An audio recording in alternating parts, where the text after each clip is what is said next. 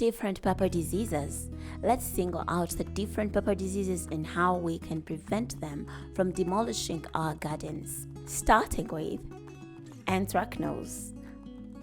Anthracnose affects vegetable plants like eggplant, pepper, and tomatoes. Damage due to anthracnose, a fungal disease, appears on ripening fruit in the form of dark, sunken lesions. The whole fruit eventually rots prematurely on the vine. The condition is common in regions that experience frequent high humidity, such as the southern United States. How can you control anthracnose? The spores from anthracnose live in soil, so avoid overhead watering, as this will cause the spores to splash onto the plant and infect it.